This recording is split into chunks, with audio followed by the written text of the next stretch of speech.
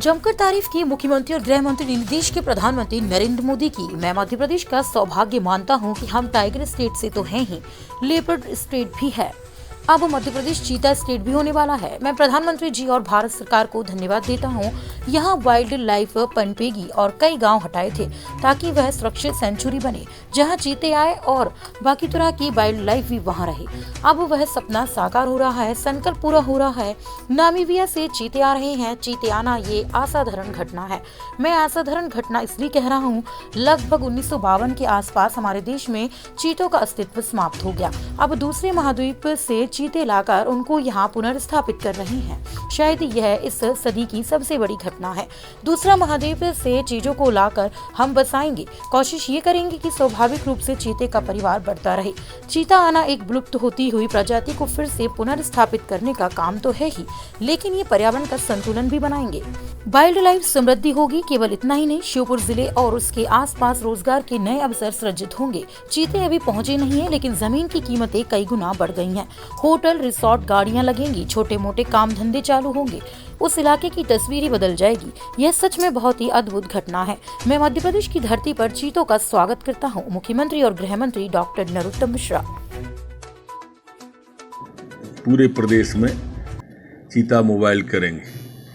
कल जब प्रधानमंत्री जी वहाँ चीते छोड़ेंगे, उस समय एक बार ये शायरन बजा के अपने गश्त का प्रारंभ कल से एक रूपता, पहले से भी चीता मोबाइल कुछ जगहों पर था, अलग अलग नाम से था। अब इसमें एक रूपता लाके चीता मोबाइल के नाम से ये मोबाइल पुलिस हमारी जानी जाएगी। जागरूकता के लिए है क्या इसके पीछे उद्देश्य तो बहुत स्पष्ट है कि सबसे तेज दौड़ने वाला जानवर है चीता, और तेजी से काम हमारी पुलिस और करे।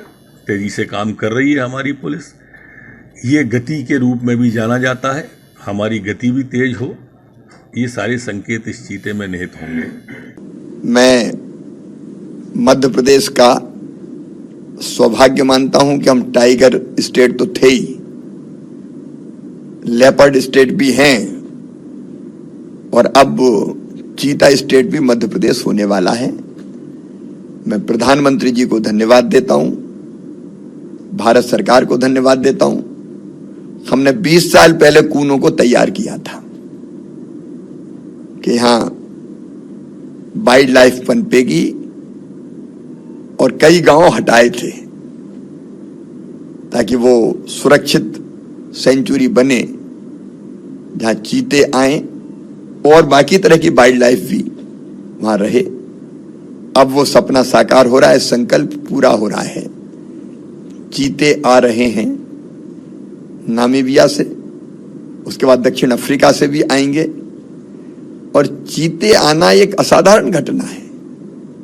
मैं असाधारण इसलिए कह रहा हूं कि हमारे देश में चीते का अस्तित्व समाप्त हो गया लगभग 1952 के आसपास,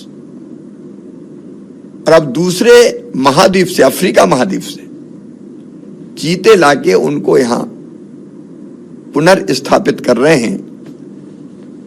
और शायद ये अपने आप की वाइल्ड लाइफ की इस सदी की सबसे बड़ी घटना है कि दूसरे महाद्वीप से लाके चीतों को यहां हम बसाएंगे, और फिर कोशिश करेंगे कि स्वाभाविक रूप से चीते का परिवार बढ़ता रहे। चीता आना एक विलुप्त होती हुई प्रजाति को फिर से पुनर्स्थापित करने का काम तो है ही, लेकिन ये पर्यावरण का संतुलन भी बनाएगा। वाइल्ड लाइफ समृद्ध होगी, और केवल इतना ही नहीं, उस क्षेत्र में, श्योपुर जिले में और उसके आसपास भी रोजगार के नए अवसर सृजित होंगे।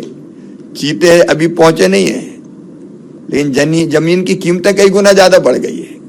होटल, रिसोर्ट, गाड़ियां लगेंगी, छोटे मोटे काम धंधे चालू होंगे, तो उस इलाके की तो तस्वीर ही बदल जाएगी। तो सचमुच में एक अद्भुत घटना है ये, और मैं चीतों का मध्य प्रदेश की धरती पर स्वागत करता हूं।